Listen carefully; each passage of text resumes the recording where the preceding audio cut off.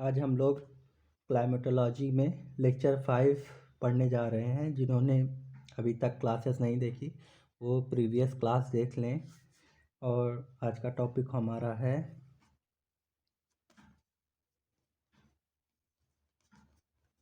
Aurora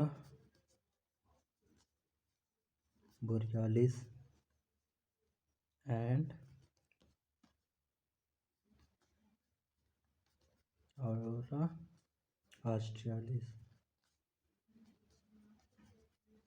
ये है हमारा टॉपिक। ये क्या है आइए जानते हैं।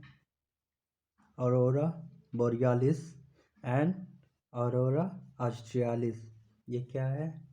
चलिए लिख लीजिए, छोटा सा टॉपिक है, लिख लीजिए, इसको लिखिए। ध्रुवों पर मैग्नेटिक पोल द्वारा जो कि आयनमंडल से आयनीकृत गैसों को ध्रुवों पर मैग्नेटिक पोल द्वारा जो कि आयनमंडल से आयनीकृत गैसों को अपनी ओर आकर्षित कर लेता है, कभी कभी जिससे प्रकाश पुंज उत्पन्न होते हैं, इसे ही ऑरोरा बोरियालिस कहते हैं। बस यही है। ये नॉर्थ की तरफ ध्रुवों पर देखने को मिलता है। ये हमारा ये नॉर्थ की तरफ ध्रुवों पर देखने को मिलता है, ये साउथ की तरफ देखने को मिलता है। मैग्नेटिक पोल के द्वारा जो आयनमंडल से आयनीकृत गैसों को जो आकर्षित कर लेते हैं, तो कभी कभी ये प्रकाश के किरण पुंज की तरह दिखाई देते हैं हमें। तो यही है ऑरोरा बोरियालिस और ये ऑरोरा ऑस्ट्रेलिस, यही है बस। अब हम नया टॉपिक लेते हैं जो हमने बताया था। कौन सा है इस टॉपिक का नाम? इंसोलेशन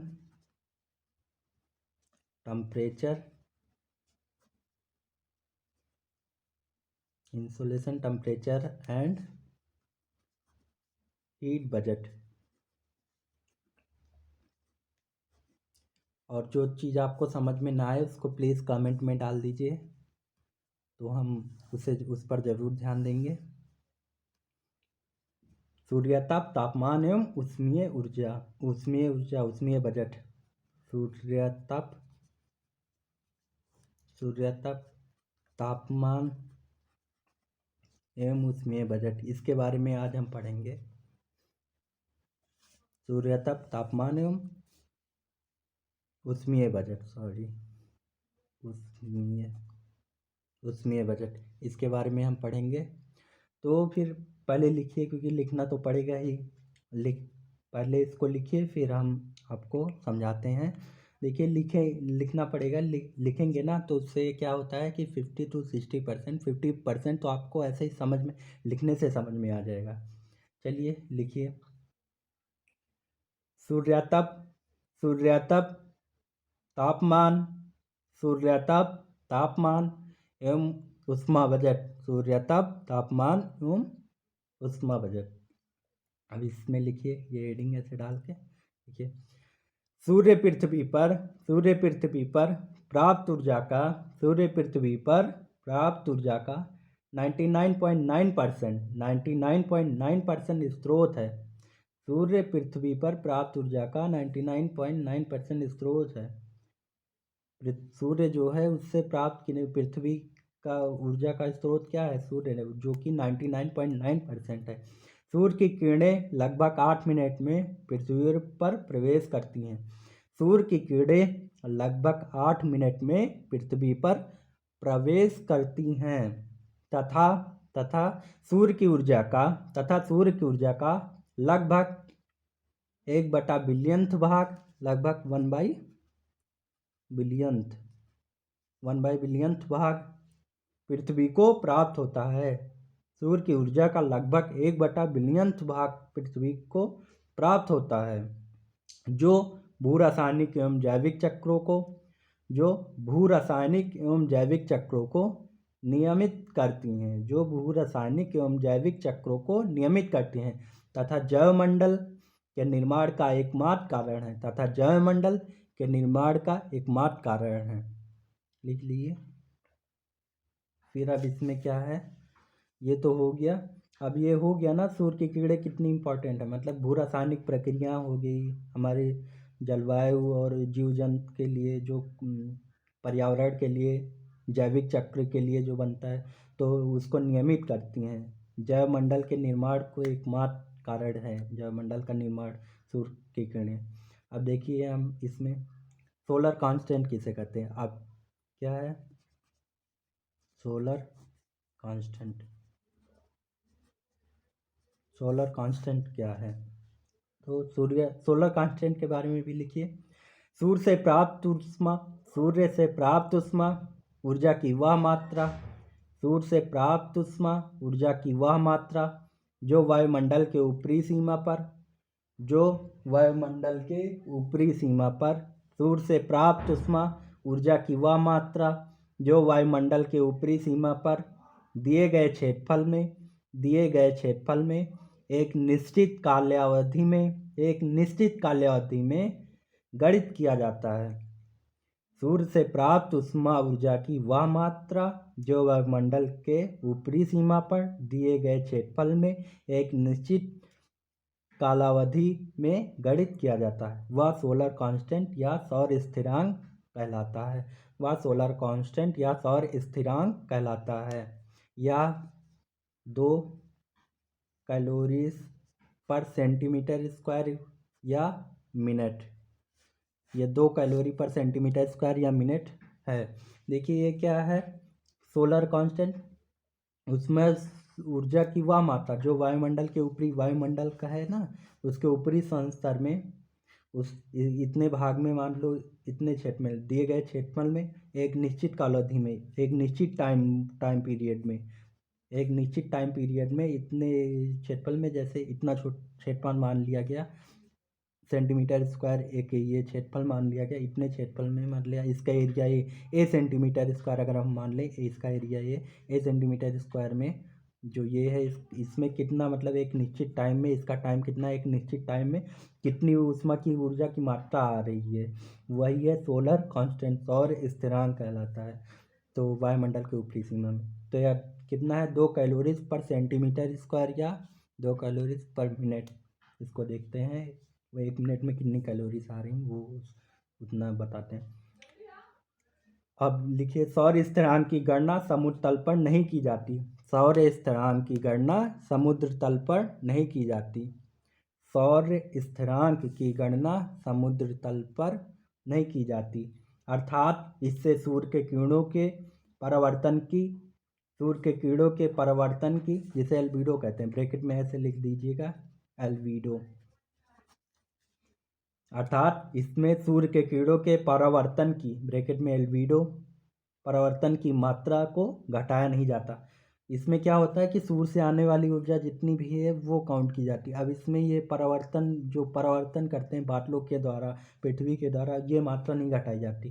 तो यही है सौर स्थिरांक में इस परावर्तन की मात्रा, पृथ्वी के द्वारा जो परावर्तित करते हैं पार्थिव विकिरण जो निकलती है, उसकी मात्रा को नहीं घटाई जाती। ये हो गया। अब इसके आगे लिखिए। अब ये हो गया। अब सूर्याताप आपको बताना है क्या है, सौर स्थिरांक हो गया। अब सूर्याताप क्या है, सूर्याताप लिखिए। सूर्याताप में सूर्याताप का अर्थ है सौर्य विकिरण की सूर्याताप का अर्थ है सौर्य विकिरण की कुल आगत मात्रा जो पृथ्वी तंत्र को प्राप्त होती है। इसमें से एल्बिडो के मात्रा को घटाया जाता है। मतलब पृथ्वी द्वारा जो परावर्तित ऊष्मा है, जो परिवर्तन कर देती है, वो परावर्तित कर देती है, एल्बिडो की मात्रा को घटाया जाता है। फिर से बोल दे रहे हैं, सूर्याताप का अर्थ है सौर्य विकिरण की कुल आगत मात्रा, सौर्य विकिरण की कुल आगत मात्रा जो पृथ्वी तंत्र को प्राप्त होती है, इसमें एल्बिडो के मान को घटाया जाता है, अर्थात यह उष्मा ऊर्जा की वह वास्तविक मात्रा है जो पृथ्वी तंत्र पर प्राप्त होती है। सूर्य तप उष्मा ऊर्जा है, अर्थात क्वांटम ऑफ एनर्जी है जो विकिरण से प्राप्त होती है। जबकि तापमान का अर्थ है degree of hotness and coldness, अर्थात उष्मा का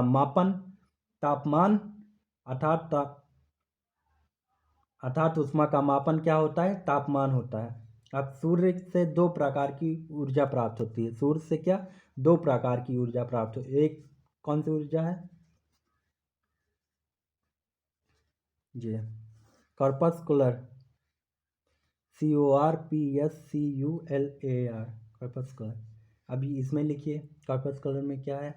यह फोटॉन्स के रूप में सूर्य की सतह से बाहर निकलती है। फोटॉन्स क्या है? जो ऊर्जा का जो पैकेट के रूप में, मतलब सूर्य की ऊर्जा एक पैकेट के रूप फॉर्म में आती है। ये फोटॉन्स के रूप में सूर्य की सतह से बाहर निकलती है। यह कणीय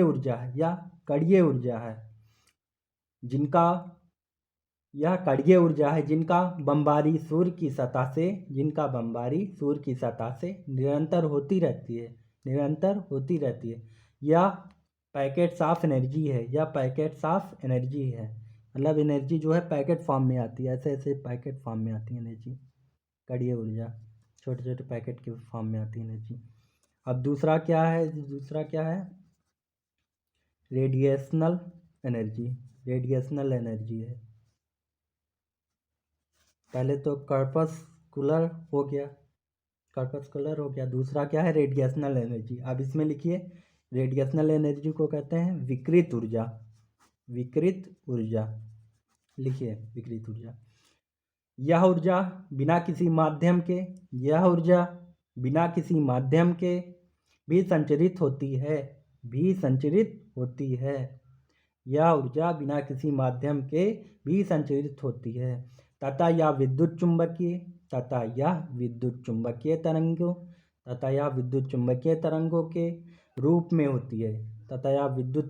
तरंगों के रूप में होती है। जिसके स्पेक्ट्रम में कई प्रकार के तरंग प्राप्त होते हैं। जिसके वेवलेंथ एवं फ्रीक्वेंसी में अंतर होता है। देखिए ये क्या है? मतलब रेडिएशनल एनर्जी है, विकिरित ऊर्जा है। मतलब ये इस तरह के वेवलेंथ के फॉर्म में हमें प्राप्त होती है जो एनर्जी, जो जैसे विद्युत चुम्बकीय तरंगे जो होती है वेवलेंथ के रूप में हमें प्राप्त होती है। अब देखिए ये जो है ये क्या है? लॉन्ग वेवलेंथ है और ये शॉर्ट वेवलेंथ है। इनके जो है इनकी वेवलेंथ और इनके फ्रीक्वेंसी में अंतर प्राप्त होता है। बट वेवलेंथ का क्या होगा? W is in proportional to 1/, frequency होती है। फ्रीक्वेंसी बढ़ेगी तो क्या होगा? अगर फ्रीक्वेंसी बढ़ेगी तो वेवलेंथ घटेगा। अब देखिए ये फ्रीक्वेंसी ये बढ़ रही ना, तो वेवलेंथ क्या हो रहा है? ये वेवलेंथ छोटा हो जाएगा। फ्रीक्वेंसी अगर ये कम होगी तो वेवलेंथ जो है यहाँ से यहाँ ये एक वेवलेंथ इसकी लंबाई ये बढ़ेगी। तो यही है वेवलेंथ। इतना समझ में आ गया होगा आई होप। अब आगे चलते हैं। आगे इसमें कौन सा टॉपिक है? देखिए अब ये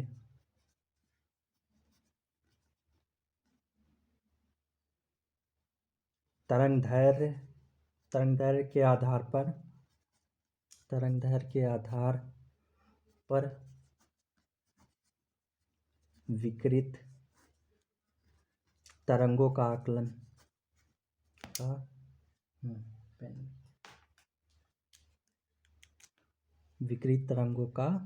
आकलन तरंगदैर्घ्य के आधार पर विकिरित तरंगों का आकलन। अब देखिए इसमें विकिरित तरंगों का आकलन में क्या होगा। नंबर 1 कौन सा है, कॉस्मिक रेस, तरंगदैर्घ्य के आधार पर। ये हो गया ना तरंगदैर्घ्य, ऐसे इसकी तरंगदैर्घ्य हो गई, ये तरंगदैर्घ्य हो गई फ्रेक्वेंसी एंड वो वेवलेंथ के आधार पर। तरंगदैर्घ्य को क्या कहते हैं, लैम्डा कहते हैं तरंगदैर्घ्य को। कॉस्मिक रेस ये क्या है, सबसे शॉर्टेस्ट वेव। ये कॉस्मिक रेस जो होती है सबसे शॉर्टेस्ट वेव होती है, बहुत शॉर्टेस्ट वेव होती है। लघु तरंग जिसे कहते हैं, इसे लघु तरंग कहते हैं। दूसरा क्या हो गया, alpha, beta, gamma rays, x rays. Alpha, beta, gamma, x rays ये क्या हो जाए, ये बहिर्मंडल में प्रवेश करेंगी। ये बहिर्मंडल जो हमारा है, ये बहिर्मंडल में प्रवेश करती हैं। तीसरा कौन सा है, अल्ट्रावायलेट, यूवी रेस।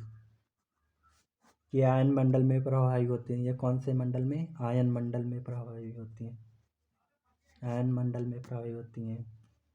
फिर चौथा क्या है, विजिबल लाइट है। विजिबल लाइट कहाँ पे प्रभावी होती हैं, ये मध्य मंडल में प्रभावी होती हैं, मध्य मंडल में।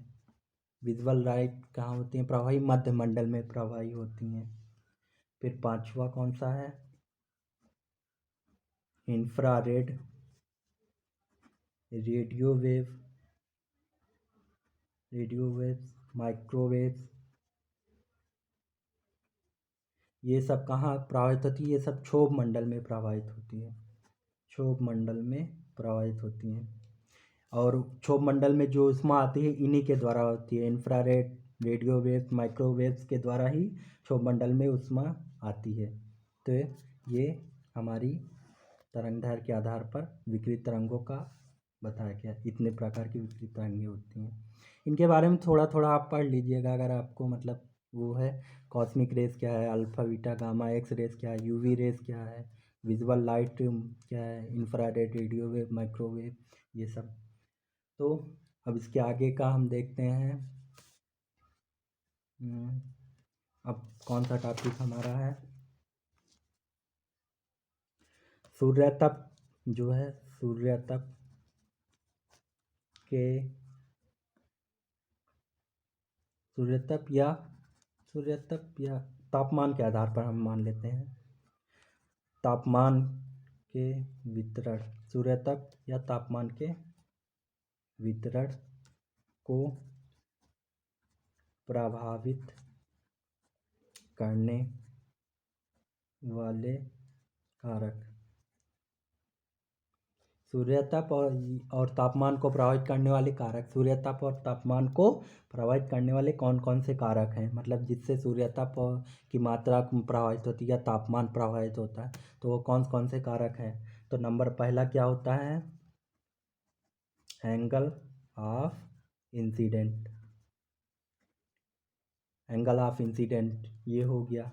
नंबर दूसरा हो गया तिर्यकता हो गई, एंगल ऑफ इंसिडेंट हो गया, तिर्यकता हो गई। तीसरा क्या हो गया, अक्षांश हो गया, अक्षांश भी हो गया।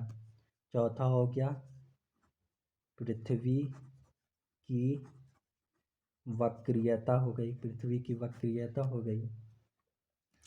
फिर पांचवा क्या हम देखेंगे, मेघाच्छादन देखेंगे, मेघाच्छादन के कारण भी होता है, मेघाच्छादन होता है। फिर छठवा albedo,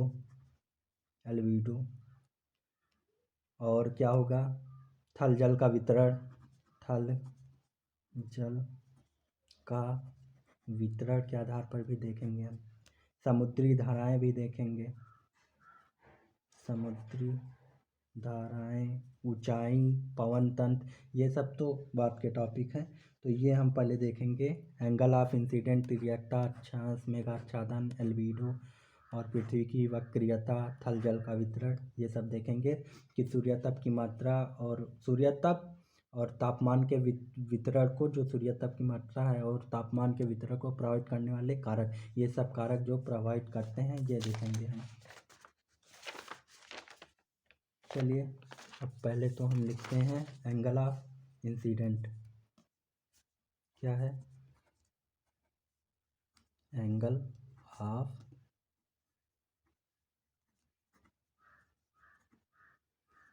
of incident. Angle of incident देखते हैं, तो इसमें एंगल ऑफ इंसिडेंट में लिखिए, एंगल ऑफ इंसिडेंट में आप लिखिए इक्वेटर पर, एंगल ऑफ इंसिडेंट में लिखिए इक्वेटर पर, मतलब विषुवत पर, इक्वेटर पर 0 डिग्री तथा ध्रुवों पर 90 डिग्री होता है। एंगल ऑफ इंसिडेंट इक्वेटर पर 0 डिग्री तथा विषुवत पर 90 डिग्री होता है। अर्थात एंगल ऑफ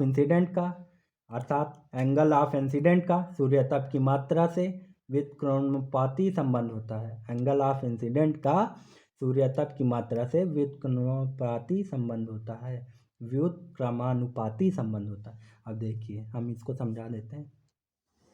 ये हमारा अर्थ हो गया, ये हो गया विषुवत 0 डिग्री, विषुवत ले लेते हैं। ये ध्रुव ले लेते हैं, ध्रुवों पर ये ले लेते हैं ध्रुव।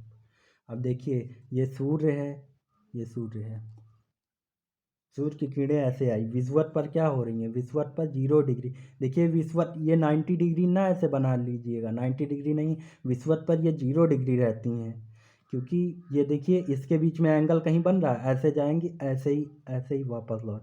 देखिए ये एकदम 90 डिग्री हो गया ना, 90 डिग्री नहीं 0 डिग्री हो गया ना, 0 डिग्री, ये मतलब इनके बीच में कोई एंगल नहीं बन रहा है।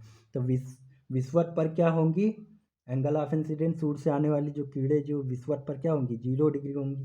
तो 0 डिग्री होंगी मतलब यहाँ पर अत्यधिक ऊष्मा मतलब प्राप्त होगी ना विषुवत पर, किरण का एकदम प्रभाव अत्यधिक होगा। फिर अगर हम यही ध्रुवों पर देखते हैं, तो ध्रुवों पर ये देखिए ऐसे ऐसे जाएंगे ना। पहले तो हम यहाँ देख लेते हैं, इस भाग पर अगर हम देखें तो ये देखिए थीटा ऐसे परिवर्तित कर देती है, ये ऐसे आई, किरणें आई, इसका परिवर्तन हो गया, तो ये क्या हो गया, ये पूरा एंगल क्या होता, थीटा था ये पूरा एंगल, तो थीटा का आधा भाग क्या होगा, ये थीटा बाई 2 ही तो होगा, इतना थीटा बाई 2 ही तो होगा। तो क्या होगा, सूर्यातप की मात्रा, तो क्या एंगल ऑफ इंसिडेंट क्या है, सूर्यातप की मात्रा से व्युत्क्रमानुपाती संबंध होता है। सूर्यातप की मात्रा कितनी प्राप्त हुई, उससे व्युत्क्रमानुपाती संबंध होता है ना। ये थीटा बाई 2 मतलब यहाँ पर क्या हमें क्या प्राप्त हो रहा है, थीटा बाई 2 इतने पर, क्योंकि ये तो आधा तो परिवर्तित हो गया थीटा बाई 2, ये और थीटा बाई 2 ही एनर्जी प्राप्त हुई। फिर यहीं पर अगर हम देख लेते हैं ध्रुव पर कैसा हो रहा है, ध्रुव पर ये जा रही है ऐसे सीधा, ऐसे ऐसे ध्रुव पर निकल जाती है। फिर यहाँ पर अगर हम थीटा देखें, ये क्या हो जाएगा, ध्रुव पर थीटा बाई 2 बराबर 90 डिग्री, क्योंकि ये पूरा 180 डिग्री बन रहा है, पूरा क्या बन रहा है, एंगल ऑफ इंसिडेंट थीटा बराबर 180 डिग्री बन रहा है ना, ये पूरा 180 डिग्री बन रहा है थीटा।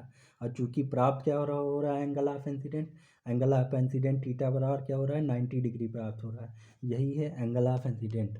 विषुवत पर क्या होता है, विषुवत पर 0 डिग्री प्राप्त होगा, ध्रुव पर 90 डिग्री प्राप्त होगा। इससे क्या हो रहा है, क्या कहते हैं,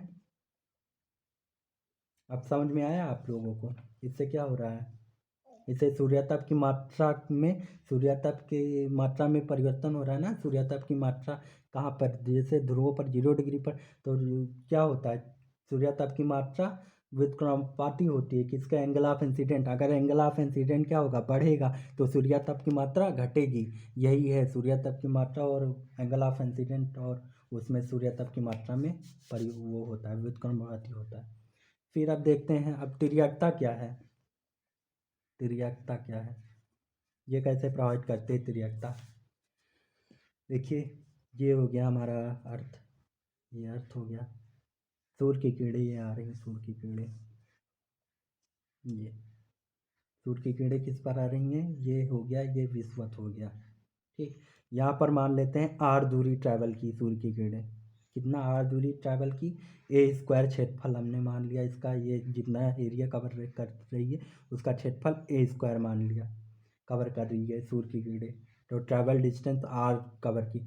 अब यही किरणें ध्रुवों पर जा रही है, तो ध्रुवों पर क्या हो रहा है, ध्रुवों पर मान लिया यहाँ 2r डिस्टेंस कवर कर रही है, 2r डिस्टेंस ये कवर कर रही है, और इसका क्षेत्रफल हम मान ले रहे हैं इतने क्षेत्रफल पे पड़ रही है, तो ये 2a स्क्वायर क्षेत्रफल हो गया, ये a स्क्वायर क्षेत्रफल हो गया। तो सूर्य की किरणें जो विषुवत पर पड़ेंगी उसकी एनर्जी ज़्यादा होगी, उसके उसमें ऊर्जा ज़्यादा हो गई है, ज़्यादा पड़ रही है मतलब सीधे पड़ रही है तो ऊष्मा ज़्यादा यहाँ पर मिलेगी। और यहीं पर ध्रुवों पर क्या हो रहा है, सूर्य की किरणें जब तिर्यक हो जाती हैं, मतलब ये जो जब तिर्यक हो जाती हैं तो इनका वितरण भी बड़े क्षेत्रों में हो जाता है। इनका वितरण क्या हो रहा है, बड़े क्षेत्रों में फैल जा रहा है ना, तो हीट कम होगी, क्योंकि बड़े क्षेत्रों में अगर वितरण होगा सूर्य की किरणों का तो हीटिंग कम हो जाएगी। इसलिए जो है ध्रुवों पर या ऊंचे अक्षांशों पर इनकी हीटिंग कम होती है, मतलब ध्रुवों पर या ऊंचे अक्षांशों पर हीटिंग हमें कम मिलती है। और ये भी है, ट्रैवल डिस्टेंस जितना ज़्यादा होगा इनका ट्रैवल जो जो किरणें हैं, जो ट्रैवल डिस्टेंस ज़्यादा होना तो एनर्जी लॉस होती है ना, ट्रैवल डिस्टेंस होने पर एनर्जी लॉस होती है। तो ये भी इफेक्ट पड़ता है, ट्रैवल डिस्टेंस इसमें 2r है ना, एनर्जी लॉस हो रही है, और यहाँ पर r है विश्व पर, तो ट्रैवल डिस्टेंस भी कम है तो यहाँ पर एनर्जी भी ज़्यादा है। तो आई होप समझ में आ गया होगा आपको। ये होगा तिर्यकता हो गई। अब वक्रीयता का प्रभाव क्या होता है, पृथ्वी की वक्रीयता में क्या प्रभाव पड़ता है, देखिए ये होगी हमारी पृथ्वी ये ऐसी है, अपने अक्ष पे घूम रही है ना, थोड़ा तिरछी है ऐसे। तो ये क्या है, ये 0 डिग्री अक्षांश है, ये 0 डिग्री अक्षांश है, ये एक्स पॉइंट, ये नॉर्थ पोल है, ये नॉर्थ पोल है, ये कौन सा है, साउथ पोल है। अब ये सूर्य यहाँ पर है, सूर्य की किरणें यहाँ पर पड़ी, नॉर्थ पर पड़ रही हैं सूर्य की किरणें, तो यहाँ पर तो क्या होगी, यहाँ पर तो ऊष्मा प्राप्त हो रही है, पर सूर्य की किरणें यहाँ साउथ पर, यहाँ पर इस पर नहीं प्राप्त हो रही हैं, देखिए इस पर नहीं प्राप्त हो रही, सूर्य की जो है किरणें इस पर नहीं प्राप्त हो रही साउथ पर। तो यहाँ पर क्या, सूर्य तप की मात्रा भी नहीं प्राप्त होगी, तो यहाँ पर साउथ पोल पर सूर्य तप की मात्रा भी नहीं प्राप्त हो रही। इनके बीच का एंगल कितना बन रहा है, 23/1/2 डिग्री, और ये जो एंगल बन रहा है ये 66/1/2 डिग्री बन रहा है। ये एंगल 66/2/2 बन रहा है, ये 23/1/2 डिग्री, तो 23/1/2 डिग्री पर पृथ्वी हमारी झुकी हुई है ना, तो फिर ये क्या है, साउथ पोल पर हमें सूर्यताप की मात्रा नहीं प्राप्त हो रही, जबकि नॉर्थ पोल पर ये झुकने के कारण सूर्यताप की मात्रा हमें प्राप्त हो रही। इसीलिए 6 महीने की रात और 6 महीने का दिन होता है, तो यहाँ 6 महीना के दिन, तो यहाँ 6 महीने की रात तक प्राप्त होगी। जब ये पलट कैसे उस तरफ जाएगा, जब इस तरफ, तब ये वाला भाग पे सूर्यताप की मात्रा प्राप्त होने लगी, इस भाग पे नहीं प्राप्त होगी। तो यही कारण, अब तिर्यकता के वजह से भी सूर्यताप की मात्रा में अंतर पाया गया, तापमान में अंतर पाया गया, यहाँ पर तापमान बढ़ेगा, यहाँ पर तापमान कम होगा। समझ में आया होगा। फिर हम देखते हैं इसके बाद क्या है, सूर्यताप की मात्रा हो गई।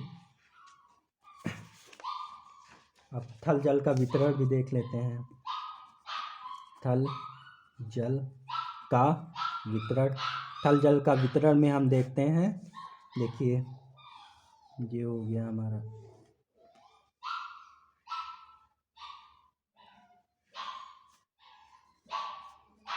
ये हमारा थल हो गया, ये थल हो गया, ये थल हो गया, ये थल भाग हो गया, ये हमारा जल का भाग हो गया, ये जल हो गया, ये समुद्र हो गया।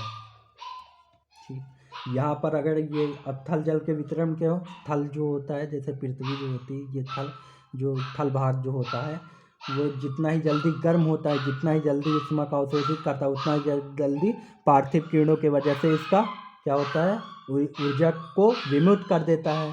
पार्थिव किरणों की वजह से ऊर्जा को विमुक्त कर देता है। ये जितना ही जल्दी ऊर्जा को अवशोषित करती है, उतना ही जल्दी विकिरणों के द्वारा पार्थिव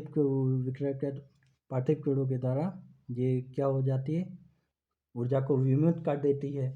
तो ये क्या होगा था, और ये जो है जल की विशिष्ट ऊष्मा जो है ज़्यादा होती है, जल की विशिष्ट ऊष्मा क्या होती है, ज़्यादा होगी। मान लो यहाँ 20 डिग्री सेल्सियस है, तो ये उतनी देर में यहाँ पर ये 5 डिग्री सेल्सियस ही गर्म होगा। एक्स ऊर्जा की मात्रा एक्स यहाँ पर आ रही है, तो एक्स यहाँ पर भी आ रही, तो यहाँ पर तापमान क्या होगा, यहाँ पर 20 डिग्री सेल्सियस तुरंत बढ़ जाएगा, यहाँ पर एक्स 5 डिग्री सेल्सियस ही रहेगा। परंतु ये 20 डिग्री सेल्सियस जल्दी से लॉस भी कर देगा, और ये 5 डिग्री सेल्सियस नियत मतलब ऐसे ही बना ही रहेगा। जब तो जल की विशिष्ट ऊष्मा के कारण, जल की विशिष्ट ऊष्मा के लिए आप लिख लीजिए जल की विशिष्ट ऊष्मा क्या होगी। जल की विशिष्ट ऊष्मा तो लिखिए 1 डिग्री तापमान, 1 डिग्री तापमान, 1 डिग्री सेल्सियस तापमान बढ़ाने के लिए आवश्यक ऊष्मा ऊर्जा की मात्रा। 1 डिग्री सेल्सियस तापमान बढ़ाने के लिए आवश्यक ऊष्मा ऊर्जा की मात्रा। चूँकि जल की विशिष्ट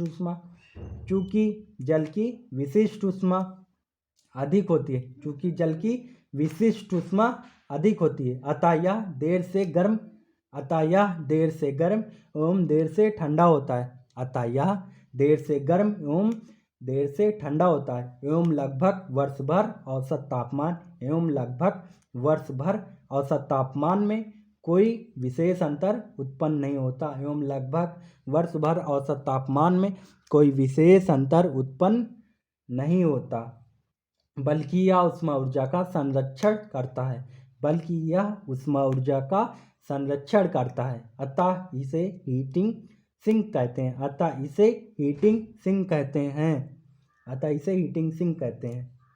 अब ये लिखिए, हो गया ये हीटिंग सिंक कहते हैं इसे। हीट को ये स्टोर करके रखती है, सिंक के तरह एक काम करती है, हीटिंग सिंक करते हैं। विशिष्ट ऊष्मा इसकी जल की अधिक होती है थल की अपेक्षा, तो ये देर से गर्म होगा और देर से ठंडा होगा। तो जल का वो जो होता है वर्ष भर तापमान क्या होता है, औसतन तापमान इसका मतलब विशेष अंतर नहीं आता। जैसे क्या होता है ठंडियों में तालाब पोखरों या उसमें नदियों में क्या नीचे का जल क्या होता है गर्म रहता है, थल की अपेक्षा गर्म बना रहता है ना, तो ये उसी की वजह से होता है, जल की विशिष्ट ऊष्मा अधिक होती है उसके वजह से। इसी कारण जो है थल और जल का विभेदी तापन होता है। इसी कारण जो है थल का तापमान अलग होता है और जल का तापमान अलग होता है, तब विभेदी तापन होता है। ये हो गया।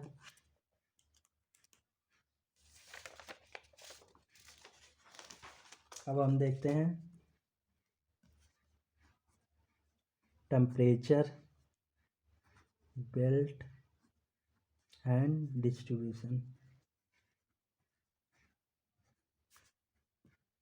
टेम्परेचर बेल्ट एंड डिस्ट्रीब्यूशन देखिए, टेम्परेचर तापमान का वितरण एवं ताप पेटियाँ लिख देते हैं। तापमान का वितरण एवं ताप पेटियाँ, तापमान का वितरण एवं ताप पेटियाँ। अब इसमें सोपान के अनुसार 3 पेटियाँ बनाई गई हैं। सोपान जो हैं, सोपान ने क्या बताया गया है, 3 पेटियों के बारे में बताया। सोपान ने 3 पेटियों के बारे में बताया। तो लिखिए सोपान के अनुसार 3 पेटियाँ हैं। नंबर पहली पेटी कौन सी है, टोराइड, या इसको बोलते हैं tropical zone. Toroid tropical zone Hindi में क्या है, उष्णकटिबंधीय प्रदेश।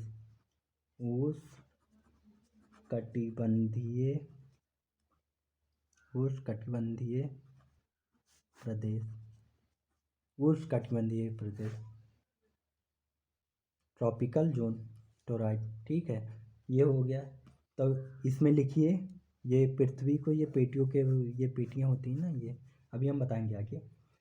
सोपान के अनुसार 3 पेटियाँ हैं, टोराइड, ट्रॉपिकल जोन या उष्णकटिबंधीय प्रदेश, ये उष्णकटिबंधीय प्रदेश। अब इसमें लिखिए इसका सीमांकन 20 डिग्री सेल्सियस के शीतकाल, इसका सीमांकन 20 डिग्री सेल्सियस के शीतकालीन समताप रेखा के द्वारा, इसका सीमांकन 20 डिग्री सेल्सियस के शीतकालीन समताप रेखा के द्वारा किया गया है। अर्थात इस क्षेत्र में सबसे शीतलतम महीने का औसत तापमान भी 20 डिग्री सेल्सियस से उच्च होगा।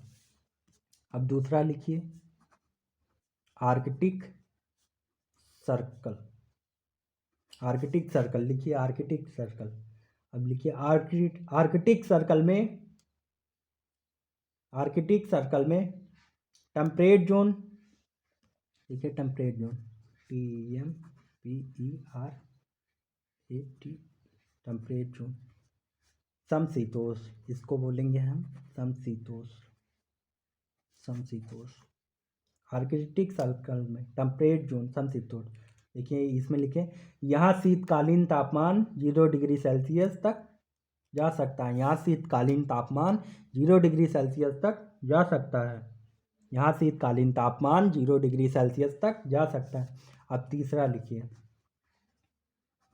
फ्रिज, फ्रिज ये शीत पेटी है, ये शीत पेटी, ये 3 पेटी के बारे में बताया गया ना, बताया है ये सोपान ने 3 पेटी बताई है। अब तीसरी पेटी क्या है, फ्रिज, ये शीत पेटी। लिखिए, यहाँ तापमान, यहाँ शीतकाल में, यहाँ शीतकाल में तापमान, यहाँ शीतकाल में तापमान 0 से कम होता है। यहाँ शीतकाल में तापमान 0 से कम होता है। अब देखिए, लिख लीजिए, देखिए ये, अब देखिए समझ लीजिए, ये हो गया हमारा अर्थ, ये अर्थ हो गया, ये हो गया 0 डिग्री। ठीक, अब इसके ऊपर हम ले लेते हैं, इन्होंने बताया है 23 सही 1/2 डिग्री नॉर्थ ले लिया गया है, और इन्होंने ले लिया है 23 सही 1/2 डिग्री साउथ। इसको क्या बोलेंगे, 23 से 1/2 डिग्री नॉर्थ को कर्क, और इसको क्या बोलेंगे, मकर, मकर रेखा। 23 से 1/2 डिग्री साउथ की तरफ ले लेंगे। फिर इन्होंने क्या किया है, इन्होंने बांटा है आर्कटिक को, आर्कटिक, और ये हो गया फ्रीज्ड, फ्रीज्ड, ये हो गया 90 डिग्री नॉर्थ पोल। फिर ये हो गया, देखिए अब इनके बीच कर्क और मकर रेखा के बीच इन्होंने बताया है कौन सा होगा, टोरॉइड या ट्रॉपिकल पेटी हमें मिलेगी, जिसका तापमान 20 डिग्री सेल्सियस से, मतलब औसत इसका तापमान 20 डिग्री सेल्सियस से उच्च रहेगा। मतलब इन 23 डिग्री नॉर्थ और 23 डिग्री साउथ के मध्य, इन पेटियों के मध्य तापमान क्या होगा, 20 डिग्री सेल्सियस से उच्च मिलेगा। और फिर हमें टेम्परेट में बताया गया है, ये हो गया टेम्परेट, और टेम्परेट में हमें बताया गया है क्या हो गया, ये 0 डिग्री सेल्सियस, 0 डिग्री सेल्सियस तक, मतलब 0 डिग्री सेल्सियस तक इसका तापमान, इससे उच्च, इससे ज़्यादा नहीं, ये शीतकालीन तापमान है, ये 0 डिग्री सेल्सियस तक इसका तापमान रहेगा। फिर फ्रिंज में क्या है, ये 0 से भी, ये 0 डिग्री से भी कम इसका तापमान ये रहेगा, 66 सही 1/2 डिग्री से लेकर 90 डिग्री के बीच इसका तापमान क्या रहेगा, 0 डिग्री सेल्सियस से भी कम रहेगा। ये 3 तरह की पेटियों को इन्होंने बताया है सोपान पर। ये भी उतनी पेटियाँ उतनी वैल्यूएबल नहीं है, इसके अब इसका ज़्यादा मान्यता, इसकी ज़्यादा मान्यता नहीं है। इसके आगे हम बताएंगे आपको, ये हो गया। अब बताएंगे त्रिवार्था का, जो कि बहुत इम्पोर्टेंट है, त्रिवार्था का, त्रिवार्था की तापीय पेटियाँ, त्रिवार्थियों की तापीय पेटियाँ, इसके बारे में हम बताएंगे त्रिवार्था की तापीय पेटी क्या है। तो आइए देख लेते हैं त्रिवार्था की तापीय पेटी क्या है।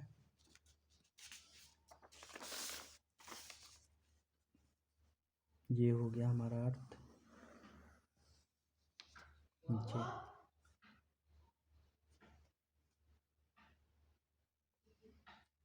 चलिए फिर ये हम अगले लेक्चर में आपको बताएंगे त्रिवार्था की तापीय पेटियाँ। ठीक, यहाँ तक आप पढ़ाई कीजिए। जो भी ना समझ में आए उसको प्लीज़ कमेंट में आप बताइए कि कौन सा क्या क्या टॉपिक समझ में नहीं आ रहा है, तो हम उसको फिर से एक्सप्लेन कर देंगे और समझने की कोशिश कीजिएगा। और please like and subscribe my channel. Thank you very much.